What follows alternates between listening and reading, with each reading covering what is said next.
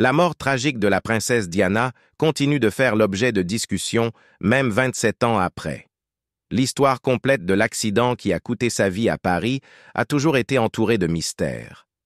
Ce n'est que lors de l'enquête sur sa mort que le pompier Xavier Gourmelon a été mis sous les projecteurs. Maintenant retraité, Gourmelon a enfin décidé de parler, offrant un récit profondément personnel de cette nuit dans le tunnel du pont de l'Alma. Sa révélation nous donne un aperçu intime des événements immédiats après l'accident, y compris les derniers moments déchirants de Diana et ses derniers mots. Ce qu'il partage ensuite va vous choquer, car Xavier Gourmelon brise son long silence et révèle des détails auxquels personne ne s'attendait. Sans plus attendre, commençons. Xavier Gourmelon sur le lieu de l'accident. Le matin du 31 août 1997, Paris était étrangement silencieuse. Le pompier Xavier Gourmelon, comme beaucoup d'autres dans son métier, était habitué au chaos des interventions lors des accidents. Mais ce jour-là, il a été appelé sur un site qui allait changer sa vie à jamais. Un accident de voiture, causé par un conducteur ivre, avait laissé un sinistre épave. Alors que Xavier et son équipe se précipitaient sur les lieux, leur formation entra en action et ils se préparèrent à une autre mission de sauvetage. Pour Xavier, c'était un jour comme un autre au travail, mais il ne pouvait pas savoir à quel point ce jour-là serait différent. Lorsqu'ils arrivèrent sur les lieux de l'accident, la dévastation était immédiate et accablante. La voiture était méconnaissable, son cadre métallique tordu étant un rappel frappant de l'impact violent. Malgré les décombres, les yeux expérimentés de Xavier scrutèrent rapidement la scène, évaluant les dégâts et prenant des décisions rapides. Son équipe se déplaçait avec une précision bien rodée, travaillant sans relâche pour libérer les victimes piégées à l'intérieur de la voiture déformée. Alors qu'ils extrayaient prudemment les blessés, l'attention de Xavier fut attirée par une femme blonde dans les débris. Elle était allongée sans mouvement, sa présence frappante au milieu du chaos. À ce moment-là, Xavier ne savait pas qui elle était, seulement qu'elle était une autre victime nécessitant des soins urgents. Ce qu'il ne savait pas, c'est que cette femme n'était autre que la princesse Diana, et son monde allait être bouleversé à jamais. Lorsque Xavier s'approcha des débris, il remarqua que la femme blonde était encore en vie, bien que gravement blessée. Sa respiration était superficielle, son visage pâle et marqué par le choc et la douleur. Au milieu du chaos des sirènes et de l'agitation frénétique, elle murmura quelque chose. Xavier s'inclina plus près, tendant l'oreille pour capter ses mots. Le poids du moment le frappa, mais à ce moment-là, il n'avait aucune idée que ces mots faibles resteraient avec lui pour le reste de sa vie. Ce n'est que plus tard que Xavier réalisa que la femme à laquelle il venait d'apporter des soins était la princesse Diana. Ces mots murmurés, un fragile lien avec le monde qu'elle allait bientôt quitter, resteraient avec lui bien après que sa voix se soit tue. À ce moment-là, cependant, Xavier était complètement concentré sur la tâche à accomplir, faisant tout ce qu'il pouvait pour aider. Il n'avait aucune idée que les événements tragiques qui se déroulaient autour de lui deviendraient une sensation mondiale, ni qu'il serait à jamais lié à ce chapitre déchirant de l'histoire. Sa seule pensée était de fournir réconfort et soins à la femme devant lui, sans savoir qu'il faisait partie d'un moment qui allait captiver le monde entier. Xavier, le pompier qui était là pour entendre les derniers mots de la princesse Diana, a enfin brisé son silence, révélant des détails qui ont stupéfié le monde. Mais avant de plonger dans ces révélations, il est important de revenir un peu en arrière et de regarder les moments qui ont précédé l'accident. Comprendre ce qui s'est passé juste avant cette nuit tragique est essentiel pour saisir l'impact complet de tout ce qui a suivi. Alors, plongeons dans cela maintenant. L'accident. Lors d'une nuit étoilée à Paris, avec la ville endormie dans un calme tranquille, la princesse Diana et Dodi Fayed se sont discrètement échappés de l'agitation de la foule. Ils cherchaient un bref moment de paix, espérant échapper aux projecteurs constants de leur vie très médiatisée, sans se douter du tragique coup du sort qui les attendait quelques heures plus tard. Revenons un peu en arrière. Leur moyen de transport pour la nuit, une élégante Mercedes ES 280 noire, les attendait dehors, leur offrant une échappée temporaire de la surveillance publique incessante. Derrière le volant se trouvait Henry Paul, qui semblait calme et professionnel, mais il cachait un secret dangereux. Il avait bu. Son jugement était déjà altéré, bien que cela soit passé inaperçu par Diana, Dodie et leur garde du corps, Trevor Rhys-Jones, lorsqu'ils sont montés dans la voiture. L'apparence sobre de Paul masquait l'alcool et les médicaments qui troublèrent ses capacités. Les enquêtes ont révélé plus tard que le taux d'alcool dans le sang de Paul était 3 fois supérieur à la limite légale en France et combiné aux médicaments qu'il avait pris, ses capacités motrices étaient gravement altérées. Ce qui est le plus inquiétant, c'est que personne dans la voiture ne semblait remarquer quoi que ce soit d'anormal. Des témoins oculaires décriraient plus tard la conduite de Paul de plus en plus erratique alors qu'il zigzaguait dans les rues de Paris. Il était clair qu'il prenait du plaisir à la poursuite, osant presque provoquer les paparazzis qui les suivaient. Pour lui, c'était juste un jeu avec des enjeux bien plus élevés qu'il ne l'avait jamais imaginé. Lady Diana sera là dans 15 minutes, se vantait Henry Paul, appuyant sur l'accélérateur plus fort alors qu'ils foncèrent dans la nuit, inconscient du fait que son comportement imprudent allait bientôt mener à une tragédie dévastatrice. Le plan semblait assez simple. 2 voitures de diversion les rejoindraient dans une tentative maladroite de semer les paparazzis. Mais la conduite imprudente de Paul a rendu évident qu'il ne se contentait pas d'éviter les photographes. Il se dirigeait droit vers le danger. La poursuite s'intensifiait alors que la Mercedes dévalait les rues de Paris, la voiture et ses passagers ignorants de la catastrophe imminente. Lorsqu'ils sont entrés dans le tunnel du pont de l'Alma, l'ambiance a changé. L'excitation initiale de l'évasion a cédé la place à un étrange sentiment de présage. Dans la lumière tamisée du tunnel, le contrôle échappa des mains de Paul. La voiture dévia, perdant de l'adhérence, et en quelques secondes, la catastrophe survint. Dans un ultime acte désespéré, Paul se tourna vers Trevor Rhys-Jones et lui conseilla de boucler sa ceinture. Une pensée tardive qui contredisait tous les protocoles de sécurité standards. Mais il était trop tard. Avec un choc terrifiant, la Mercedes s'écrasa contre un pilier en béton. Le bruit du métal qui se déforme emplit le tunnel, marquant la fin tragique de leur trajet. L'impact fut immédiat, brutal et total, réduisant la voiture en épave en un instant.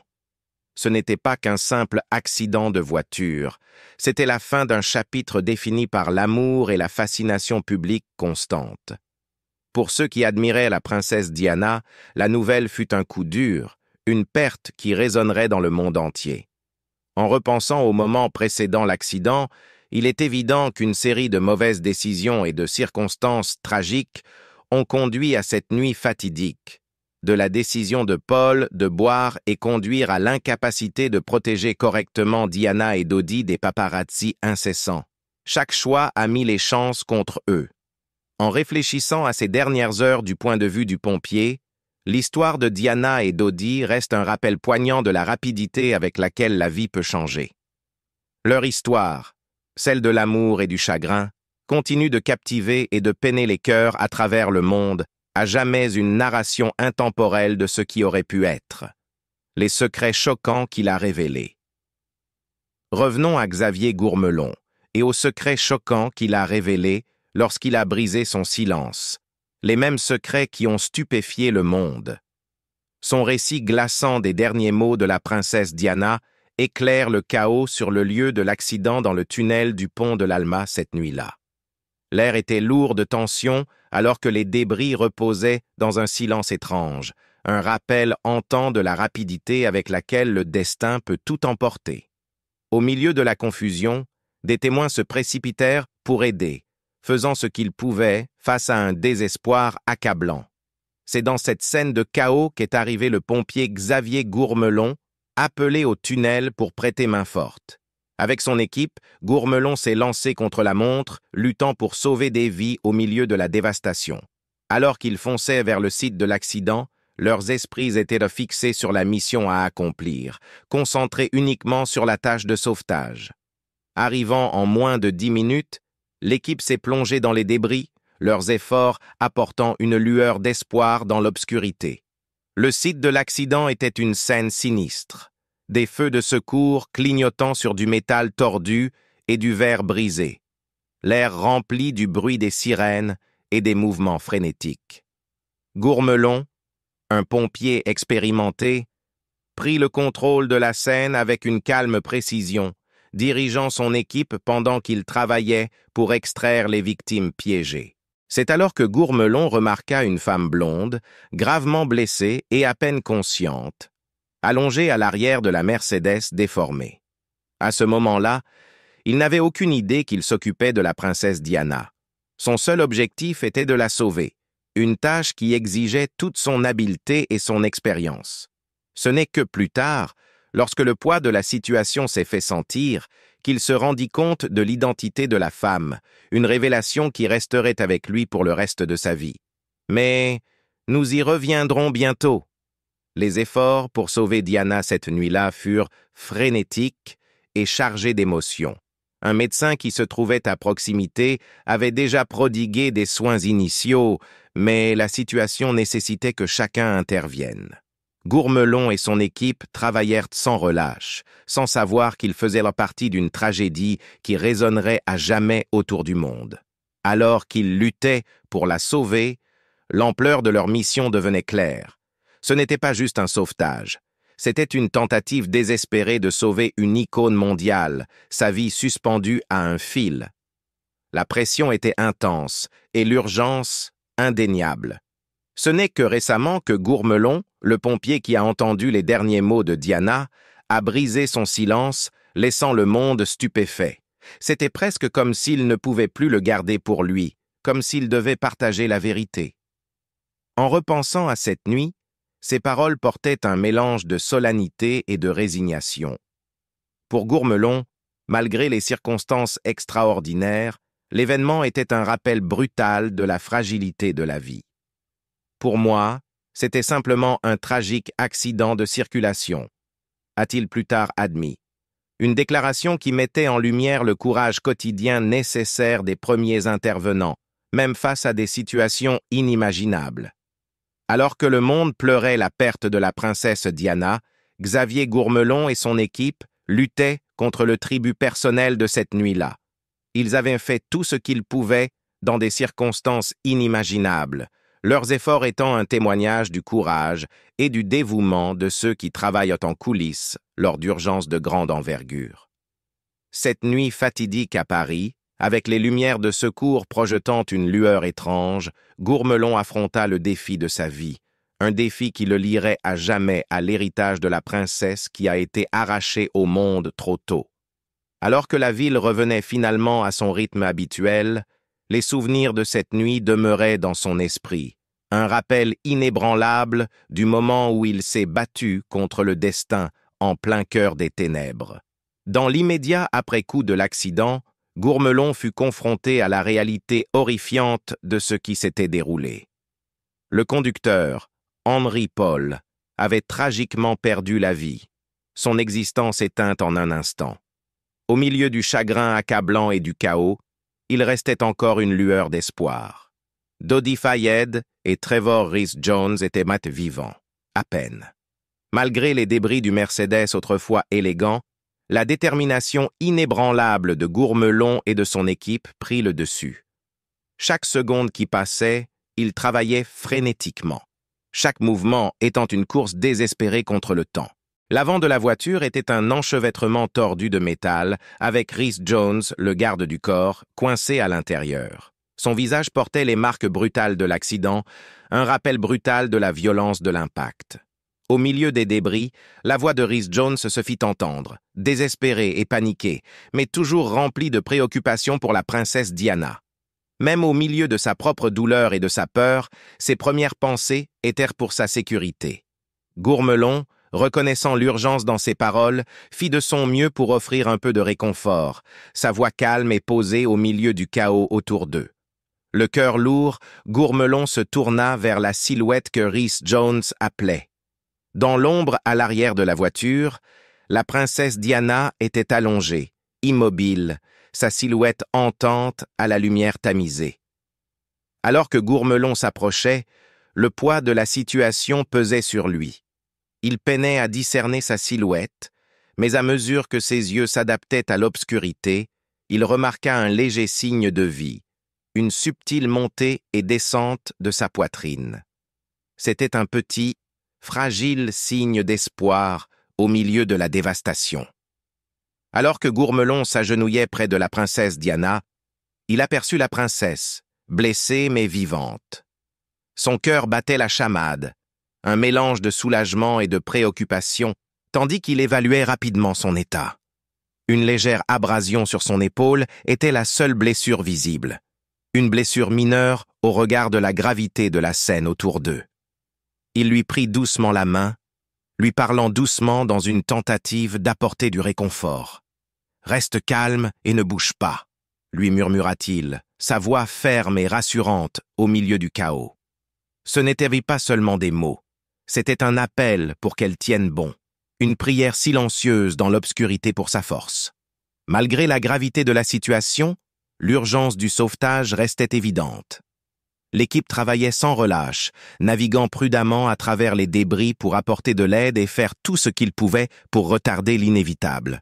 Gourmelon et son équipe demeuraient une présence calme et concentrée au milieu de la tourmente, leur professionnalisme et leur compassion faisant témoignage de la résilience de l'esprit humain en temps de catastrophe. L'air de la nuit vibrait du bruit des sirènes et des cris, un contraste frappant avec les moments silencieux de connexion qui se déroulaient dans la voiture déformée. Chaque seconde comptait, et les pompiers se déplaçaient avec précision, animés par leur engagement indéfectible à sauver des vies. Finalement, les efforts de sauvetage furent un mélange déchirant d'espoir et de désespoir.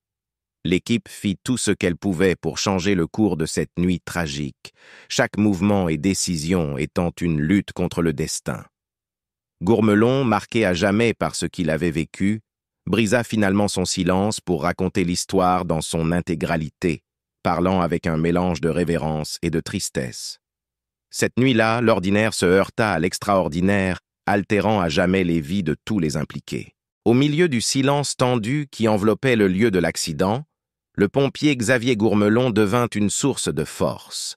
Pendant près d'une heure, il resta aux côtés de la princesse Diana, offrant une calme assurance au milieu du chaos. Alors qu'il traitait soigneusement ses blessures, il lui parlait doucement, essayant d'apaiser sa douleur et sa peur.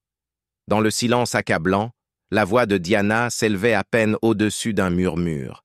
Mais lorsqu'elle parlait, ses mots portaient un lourd poids. C'est alors que Gourmelon entendit ces derniers mots. « Mon Dieu, qu'est-il arrivé ?» demanda-t-elle, sa voix fragile et remplie de choc. Profondément ému, Gourmelon ne put que lui offrir sa présence, sachant que sa confusion reflétait la gravité du moment. Malgré les efforts inlassables des pompiers, le destin prit son tour implacable. Tandis que l'ambulance emportait la princesse Diana, Gourmelon s'éloigna, sentant le poids de sa perte imminente. Une perte qui semblait profondément personnelle, résonnant bien au-delà de la tragédie en cours. Pendant ce temps, l'opération de sauvetage continuait, le bourdonnement d'une tronçonneuse électrique coupant à travers les débris avec une précision urgente. Au milieu du chaos, Gourmelon restait une présence stable, apportant du réconfort près de la princesse Diana. Plus tard, il révélera plus de détails sur cette expérience déchirante. « Je lui ai donné de l'oxygène », se souvint-il, décrivant comment il s'est battu pour l'aider sous une pression aussi intense. Ses mains étaient stables, même si la situation devenait de plus en plus grave à chaque seconde qui passait. L'équipe travaillait frénétiquement pour la libérer des débris tordus, mais alors qu'il progressait, la tragédie frappa. L'état de Diana se dégrada rapidement. Sa respiration se ralentit, puis s'arrêta. À cet instant, le mince espoir de sa survie disparut. car l'étendue de ses blessures submergea son corps. L'entraînement du pompier Xavier Gourmelon entra immédiatement en action. Au milieu de la dévastation de l'accident de la princesse Diana, il ressentit la lourde responsabilité de son rôle alors qu'il travaillait pour sauver sa vie.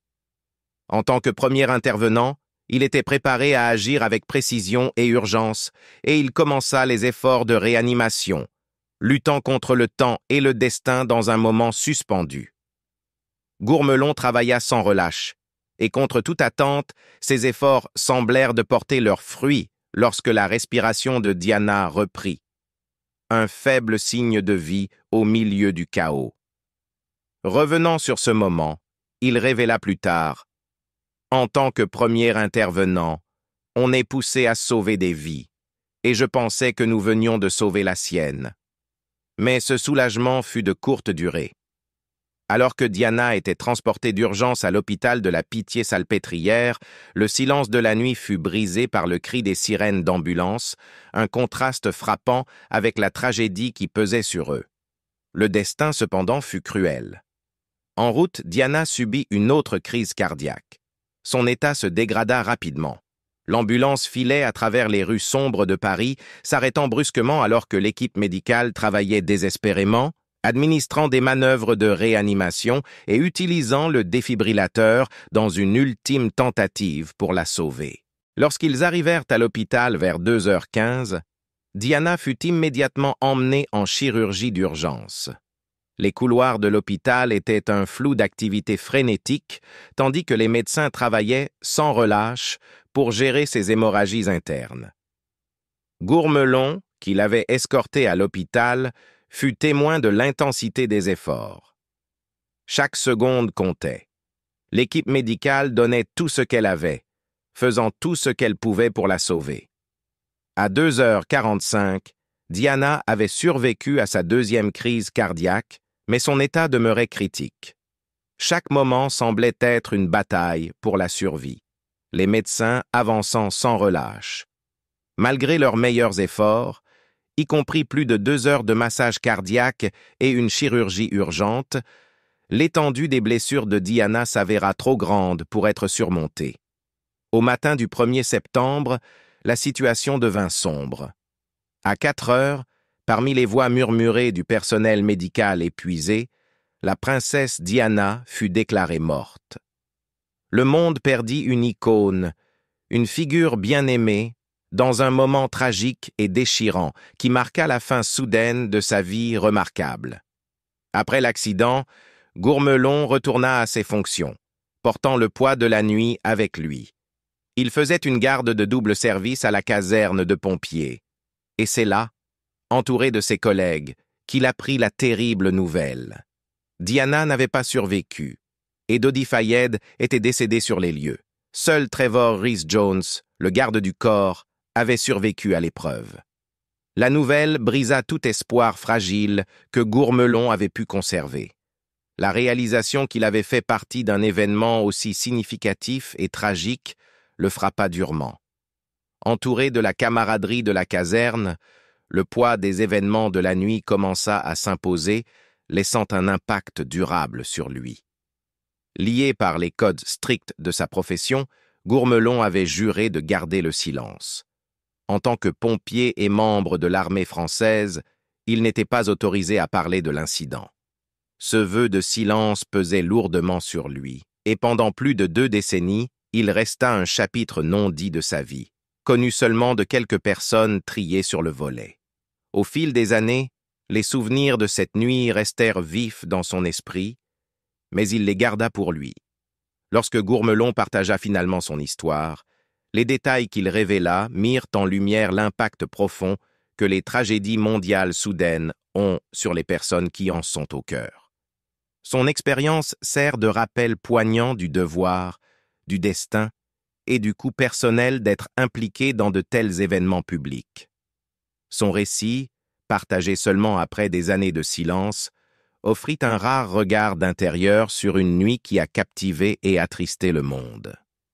Le témoignage de Gourmelon, désormais fait partie des archives publiques, offre un aperçu de la dimension humaine d'une tragédie qui a capté l'attention mondiale, un rappel brutal de la force nécessaire pour traverser de tels moments monumentaux de l'histoire. L'impact de la mort de la princesse Diana demeure évident. Après sa retraite, Gourmelon se sentit obligé de briser ses années de silence et de partager les souvenirs hantants de cette nuit fatidique. Désormais résidant en Bretagne, où il dirige les services d'urgence à l'aéroport de Brest, il porte le poids de ses souvenirs avec lui, toujours rappelé à la fois de la fragilité de la vie et de l'héritage durable de Diana. Au Royaume-Uni, la mort de Diana déclencha une vague de chagrin accablante. Des rues animées de Londres, au coin tranquille de la campagne, la nation pleura. Les portes du palais de Kensington étaient couvertes d'un océan de fleurs, chaque bouquet et chaque note étant un hommage à la princesse du peuple. La réponse du public fut immense, un débordement sincère de perte et d'admiration. En repensant aux suites de l'événement, Gourmelon partagea quelques réflexions plus personnelles. La semaine après sa mort était surréaliste. Les scènes, lors de ses funérailles, étaient au-delà de tout ce que j'aurais pu imaginer. Elle avait capté le cœur et l'esprit de tant de gens, et voir ce déferlement de chagrin était accablant. Sa voix portait un mélange de respect et de tristesse lorsqu'il évoquait le deuil collectif et l'impact durable qu'il eut sur lui.